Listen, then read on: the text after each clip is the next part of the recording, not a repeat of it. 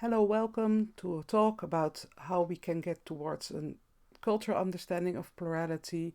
I'm very happy to be here to present to you and very honored to do so. So I hope you will get something out of this talk. Why should you even listen to me or who am I? I'm Liorah Hoek. I have these pronouns, they are they, she. I am a PhD candidate in disability studies and math studies, and I have a background in cultural studies and literary studies. And I do this at a very small, tiny university of humanistic studies in the Netherlands. And because of that, of course, you can hear that English is not my first language, but actually my third language. So I hope you understand what I'm saying and you don't mind the accent too much.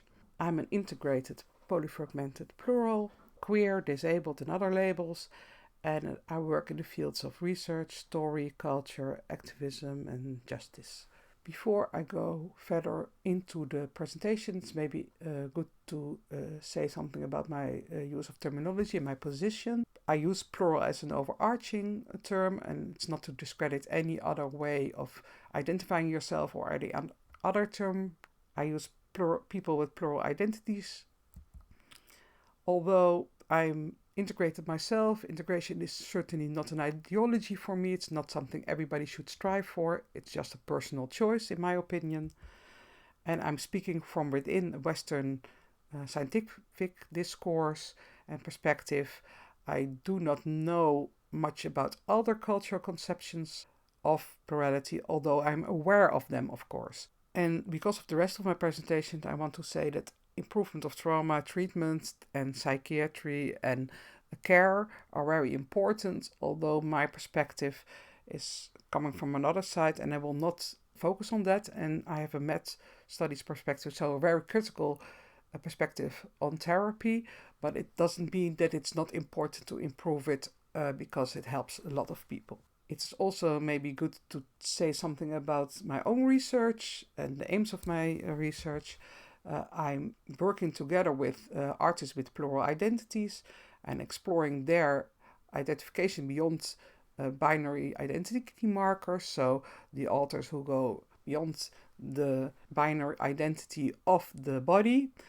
And together I'm exploring the possibilities of this ability to identify beyond these binaries as probably something productive in the fight against like polarization in the society. So maybe it's even an ability that would be interesting for singlets to have. Some of my underlying aims of my research, not all of them, is to emphasize a non-pathological, non-stigmatizing conception of plurality and rather to conceptualize plurality as maybe even a worldwide ability. So in this presentation, I want to look at how we can move towards a cultural paradigm of plurality, which is also part of this underlying aims of my research. And I want to share with you some useful concepts that helped me get there, partly as far as I can go. So the first concept I want to share with you is the idea of paradigm. Maybe lots of you know what it is, but for the people who don't, it's a set of assumptions about reality that form a coherent way of understanding the world. And an example would be like the singlet paradigm.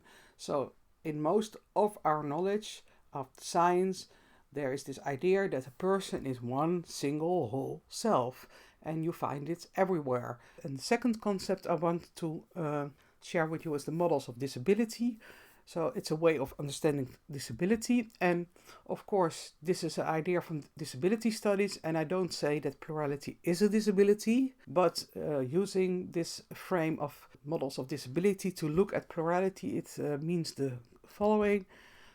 So you have this medical model of disability or plurality. And in that model, plurality is a psychiatric disorder that should be cured. And that means that the research goes into, for instance, causes, symptoms, treatment, care, or other medical things. And the language that we use then, if we are working within the medical model of plurality would be therapeutic language or psychiatric language or medical language.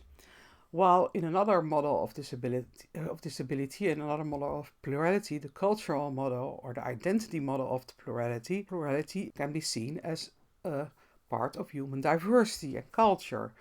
And then, when we go into research within that paradigm, we are doing research, for instance, into experiences, into culture, into social behavior, into habits, and into liberation.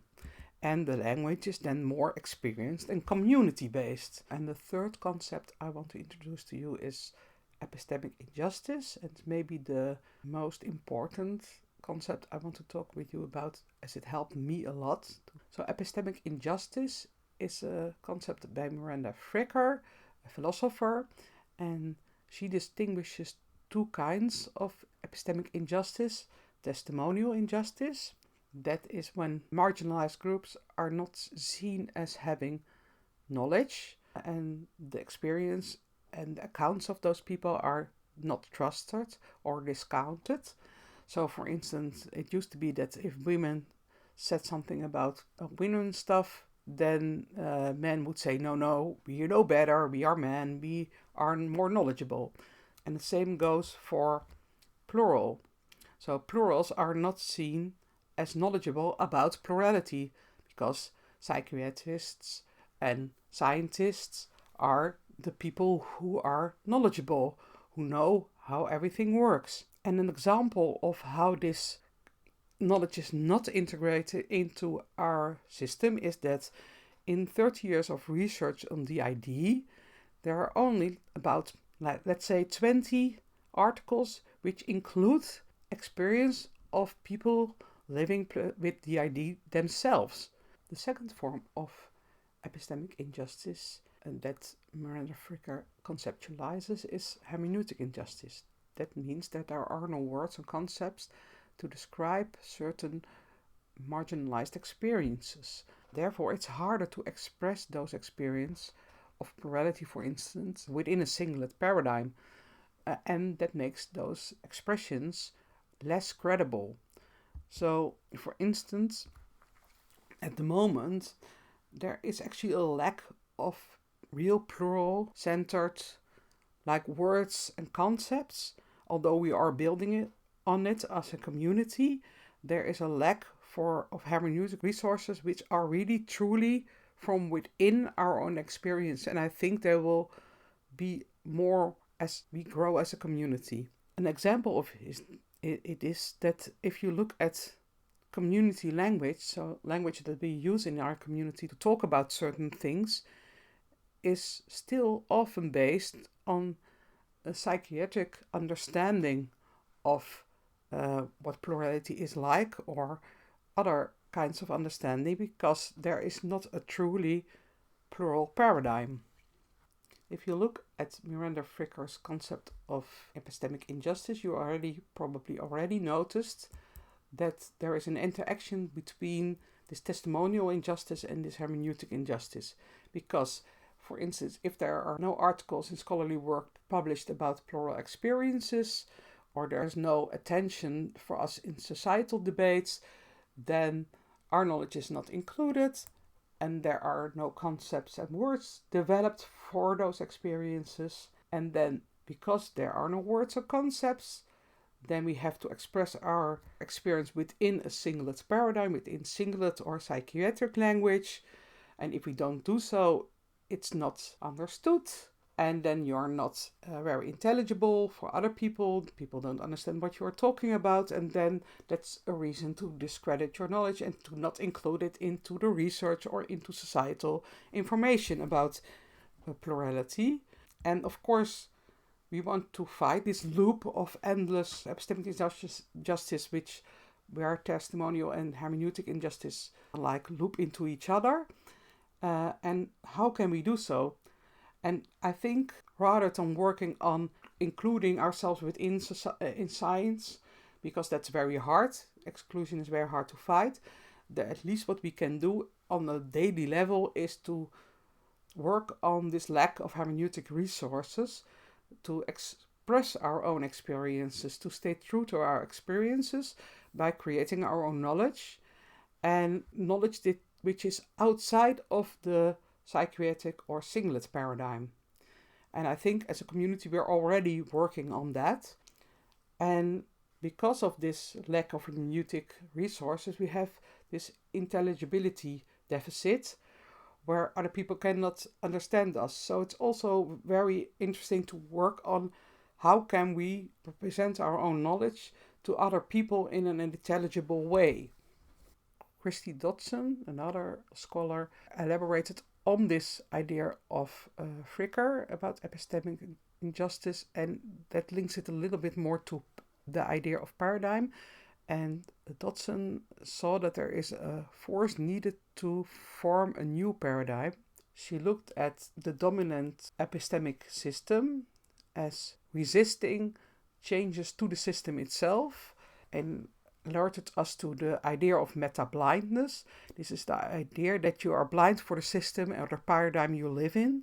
So when there is new knowledge which doesn't comply with your idea of the world, there is a tendency to reject it or to integrate it in the paradigm you're in, instead of adjusting the paradigm to this new knowledge. So dominant epistemic systems resists changes to the systems, and therefore this force is needed. Lastly, I want to introduce the concept of crip, a loud and proud reclaiming of your disability or madness. It is actually first conceptualized by activists, disability activists and mad activists, but it's integrated into crip theory, where it gets lots of other conceptions and other ways of looking at it, and scholars add to the concept. And I think this idea is also very productive. Like, to crip, you can use it as a verb to say that you are changing a dominant system. Cripistemology, there is cripnologis, crip creativity to create a new paradigm, and crip futurities could be a goal. And crip futurities is this idea that being crip, being disabled, being mad, being plural is maybe even something you could desire. So, to go to more practical use of those concepts, because maybe it's a little bit abstract until now, I want to show you a small example, a little excerpt from my research. I want to talk a little bit about my recent paper, which is called Performing Plurality, Meet the Authors, Vlogs on YouTube as Breeding Grounds for Epistemic Justice, which I wrote with my supervisors. I will hopefully share maybe the link in the chat, and otherwise you can find the link in the booth also, so you can read the article.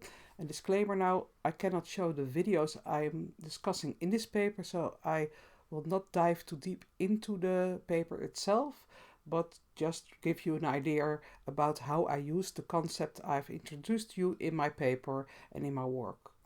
Of course, you're pretty familiar with mainstream representations of plurality in film, like those, and even in documentary, when mainstream filmmakers make documentaries about plurality, they're also always made from within singlet normative lens. Therefore, YouTube and other video-based platforms are places where people with plural identities can make their own videos and distribute them to the large audiences and make their own representations of what they think plurality actually looks like or how they experience their plurality.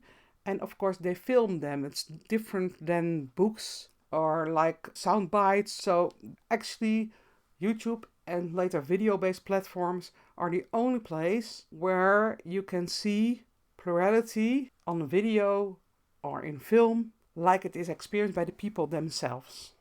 And the scientific research on those plural YouTube and TikTok videos is actually rather strange or stigmatizing. It focuses, for instance, on medical accuracy of statements people make in the videos. They also focus on like the mimicry of the idea of LSD, like fake or exaggerated or textbook cases, so they think that what you see on YouTube and TikTok is actually very strange if you look at it from a psychiatric lens, and it doesn't fit like medical textbook cases, or it's too textbook, which is also interesting. And then they often conceptualize it as a sort of abnormal use of internet and abnormal illness behavior. It's called like Munchausen by social media, or social media induced abnormal illness behavior. And it's to make those videos, to expose yourself in that way, but also to watch those videos. And therefore, in my research on the Meet the Authors vlogs on YouTube, I take a completely different stance. I take the vloggers and their videos seriously. I don't say that they are faking something, or they are not accurate, or they are rambling, or they are exhibiting some kind of disorder or illness. But I take their videos seriously. I see them as credible, so I try to do testimonial justice. I look at the Meet the Authors videos, which is of course a specific type of video, as a genre, as a mode of cultural production, like any other mode of cultural production, and in the sense that it's also a vlog, which is also a certain kind of video on YouTube. And what I look is at the creativity of the vloggers to navigate this intelligibility deficit we are talked about earlier, and create their own hermeneutic resources. I do this by close reading of 13 videos by 7 vloggers, which are posted from 2009 to 2024.